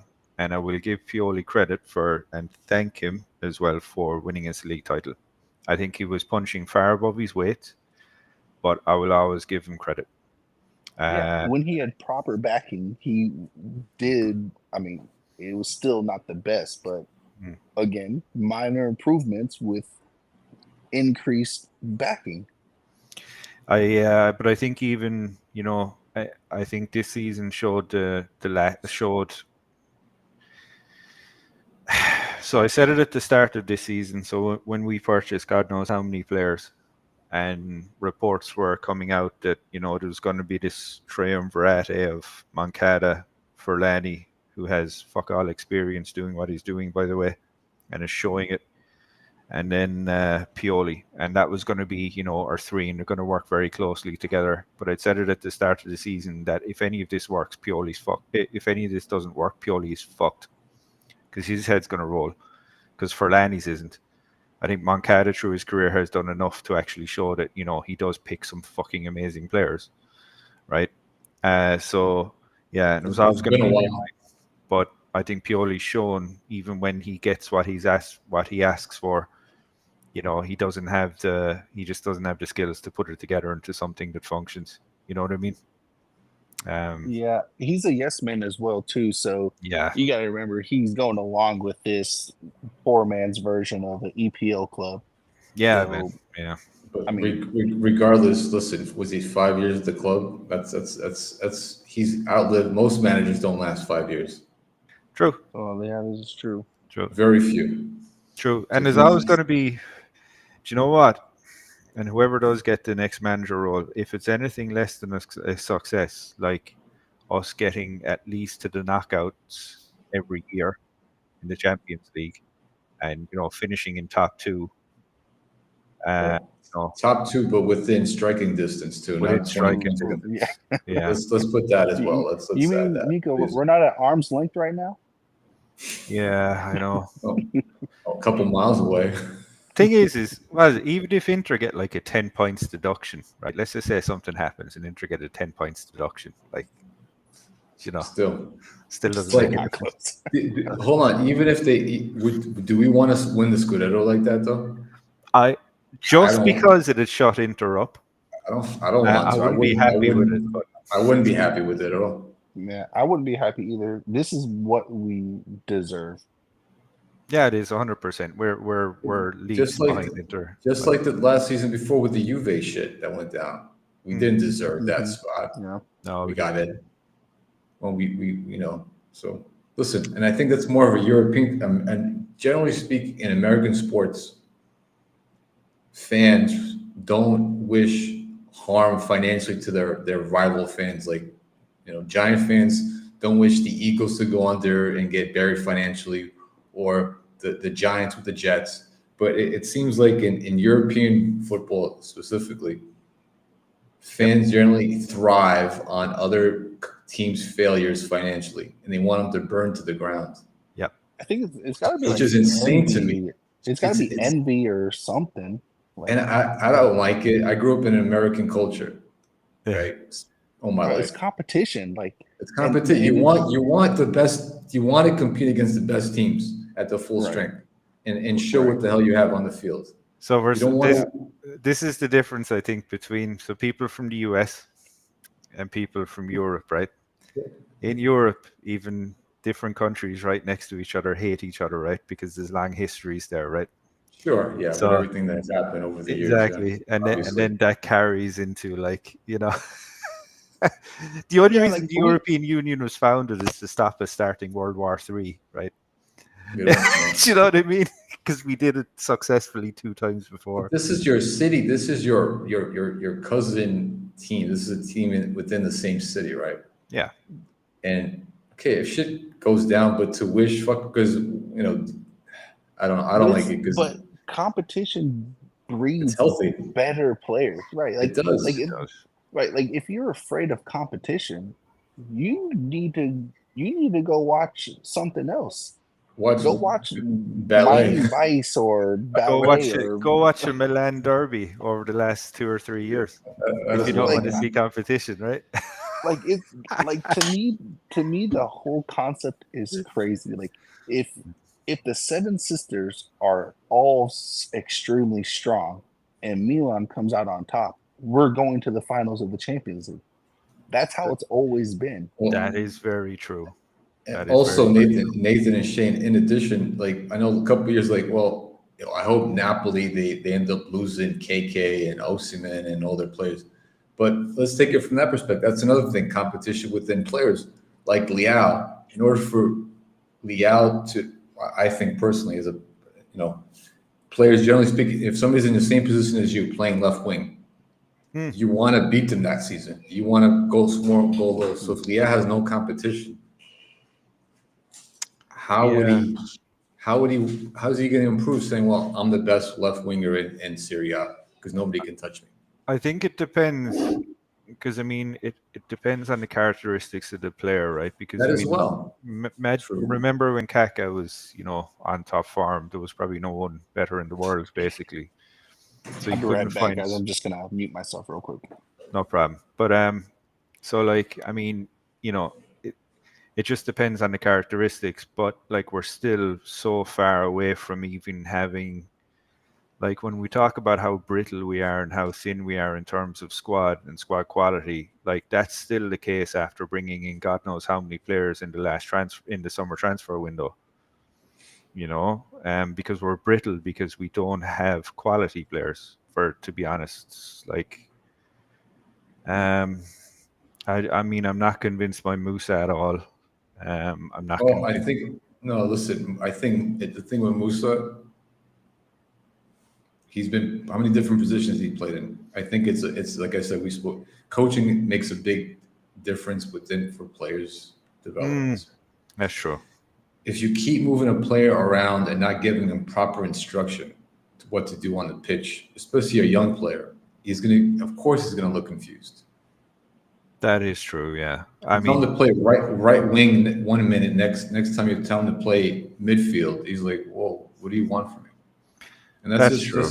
especially if he's a veteran player, that's a little bit different. They can probably understand their positions a little bit different. Oh yeah, I wasn't singling out Musa either. I was But then a gonna lot of finish people, a with, lot of you people, a know, lot of people have been RLC. shitting on Musa lately as well. I like the thing is I don't think it's it. What I would say is I don't think it's right shitting on the guy, especially because he's still young. But I think in terms of overall quality, and yes, what you had said is very true. It's like consistency and playing in the position and having an idea of how to function in that position with clear ideas from the coach is key. But I think even players like, so if we look at it, so RLC, Musa, Romero's gone off on loan. Who else did we get in? Okafor, unfortunately, he's done relatively well with limited time, but I don't know. Maybe an awful lot of this is just a failing due to coaching. Well, you I'm got to just- remember. I think we just lost Nico, but I think his kids were in the background. But there's one thing that you got to remember about Musa, because everyone's saying, including Gattuso, that Musa is like a younger version of Kessie. But what people are forgetting is that Kessie is an Atalanta product, which means he learned defensive abilities. He has defensive IQ. Musa did not grow up like that. He True. he was in Spain. Valencia. Now we yeah. know Spain is not a defensive league. Oh, except So for you gotta remember, Atletico. That's the only team that plays defense consistently. right? Atletico is the only one. So when we're buying players, again, you need to do proper research. If you want a person who's defensively good on the ball, you don't go to a league, especially in that league, the team is not defensive. You don't go get those players. Even if they're young, they are going to have to learn a whole new skill set Fair because point. they've been in a league or they've been somewhere for the past let's say 8 years. Let's say he was there for 5 years. You've been programmed to that league. So you're not going to have those qualities. So that's just the way it is. Like it's like if I went to go to Spain, I'm not going to learn Spanish in 1 year. It's going to take a long time for me. Well, I'm lazy, but it's going to take a minute. That's my excuse too. That's my excuse, Nathan. I'm lazy. It's gonna take a while. And then you're not gonna be playing ahead of people who are a little bit better. So then it's gonna take even longer now. So if you want certain players, you need to understand what you're actually looking for. You need to understand the system you're playing. We play a double pivot. Why are we playing with 2 or 3 box-to-box midfielders and a double pivot? You see what I'm saying? Like this is literally soccer 101. None of the signings make Nathan, any to touch on sense. your point really quickly with the defending, that's got to be taught at the academy level too. You can't wait to the kids 19, 20. If they're not teaching how to defend at least 13 years old, 14. Good example with me when I coached. I could tell you majority of coaches, even at the higher level teams that are ranked highly in the United States at the youth level, right? They don't focus on defending. It's just about getting the fastest players out there to score goals. There's hardly any defending played. Now, me and a few other coaches that were European-based, like we had an Italian guy in my academy. And he actually did some stuff with Fiorentina, got some badges like certs and stuff. We specifically trained, focused. We spent at least one training session per week on defending. And then I would take my defense, and he would do the same thing. We would take our back line and focus on defensive skills for 40 minutes, 35 minutes each session. And another thing I'm a striker, and I did that. And that's the thing too. And even Milan did this, and I did this. This is something I took from AC Milan back in the day under Saki and the other coach. What's his name after in '94? Capello. Capello. He would have his 4 defenders against 10 offensive players, and just to get his defense put him in a really tough spot. It's like, hey, if you could stop 10 players, going against 6 on Sunday is going to be a piece of cake. So I took that approach as well, and I did the same thing with my kids. I would have my back 4 against 7 players. I said stop them. So now on Sunday, when we're playing Saturday, where we're playing, you know how to defend. Defending against 5 players or 4 players, 4v4, it's going to be a piece of cake. And if that's not being taught at an academy level, at whatever academy, whatever it is, in Spain, Germany, Brazil, of course they're not going to learn how to defend. It's going to take them a long time. I don't know if you heard me say, but I use Kessie as an example. Like Kessie, they were saying that Musa's like a knockoff or like the younger version of Kessie. The Kessie grew up also in the Atalanta system where they teach you these things. It's going to take Musa a long time. And the right mentor as well. He needs a mentor to teach him how to play. Shout out to Rene Cumberbatch as well. Cool to have you here, man. I think it's good to have you. So he agrees with you, Nico, and as well with you, Nathan. Just on the points on Musa. I wasn't saying we should get rid of him. I was just saying he's so in terms of what we would expect and what we need, he's not it yet. I agree. You know, polished. Yeah, he's not polished, but I guess that's what fucking Moneyball does. And it's funny, we played a 4-3-3 yesterday, a formation where we can use Musa, but we were so disjointed. Like I don't know if you guys watched City today. City at all times had 4 people within help of the ball carrier at all times. When we have the ball, they are divided by an entire sea of opposing players. Did you see the passing? I shared a screenshot yesterday of Torino's the way they were passing the ball back and forth compared it to us. So on the chat, and you can see how well organized Torino was offensively, from the passing it from the back 4 to their midfielders and to their strikers. They had triangles, they had diamonds, they had the most basic formations you're supposed to set up, right? When you're moving the ball from the back, progressing it from the back to the front, right? From defensive phase to the attacking phase. If you compared it to us, our shit was all over the place and it made 0 sense. And that's not the first time that's happened either. And that's why we remember in the beginning of the year, we tried playing a 4-3-3, but Pioli, in terms of tactical prowess, is just a disaster. Oh. So that's why we stick with the 4-2-3-1. So if we can't get Conte, we can't get the Porto coach, we need a person who's at least, if we're using the 4-2-3-1, I hope to God we get away from that formation, at least make it flexible. Yeah, you need to have flexibility. You adapt.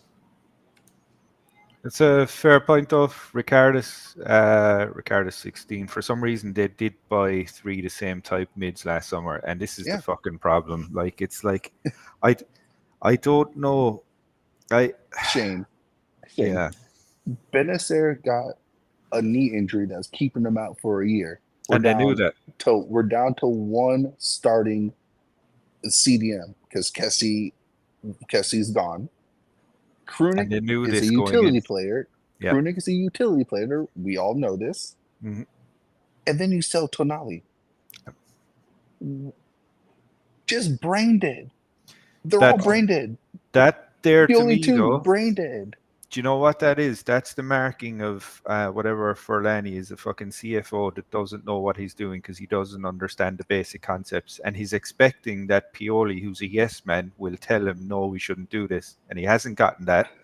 So a bad mistake has been fucking made, regardless of the betting scandal, Right. Imagine this. This is the equivalent. We all of our backup goalkeepers are injured, and then we sell Mike, and instead of playing with a goalkeeper, we just play with 11 outfield players. I know, yeah. It's like It change it up sounds a bit. No one else has ever thought of this, right? right. Yeah, no one else has The ever fucking thought of this. stupidity is just Hmm. mind blowing.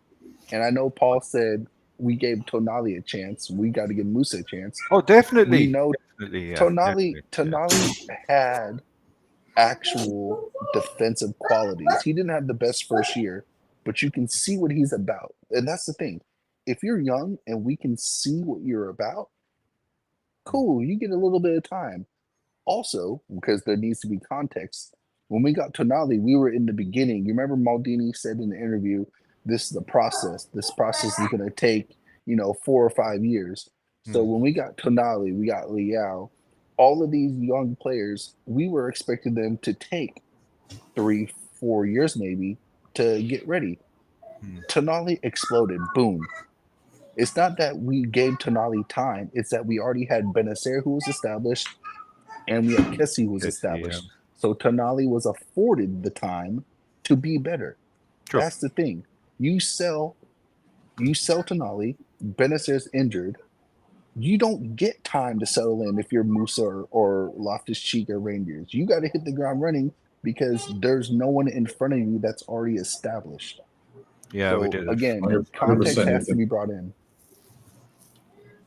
And that's why I think if we're going to do things the right way, the right approach this summer, especially with focusing more like on that CDM position, right? Like we talked about. We need to bring somebody like Sofian Amrabat, Fofana, Someone who understands. someone understands and knows they can give the other kids time and teach them things out in the training on the pitch, Yeah. how to defend properly, Or in practice even. and have that grinta that they have rub off on them as well, to want to defend. Because at the end of the day, if you don't, it's nobody's built to defend. Nobody grows up defending. Everybody wants to be the next Messi. You got to want to defend. It has to be in you. It's something that has to be. It's either you have it or you don't. Speaking and of it could be. Speaking of doing things right, Husney's just pinged me on the CFO hotline complaining about the cost of keeping the studio going. That's a joke, by the way. But yeah, I think we're just running into the 2 hours for now. But we're going to leave it with this, gents. Thanks very much, Renee. Always good to listen to you guys, bro. Appreciate you, man. You should pop on as well. Give us a shout. Hit me up on Twitter. We'll give you a link to the WhatsApp chat. Always fun times are had, man. Anyway, with that being said, gentlemen, we will all love you and leave you till next week. So, yeah, let's go. Forza Milan. Forza Milan. See you What's soon. Milan? All right, take it easy.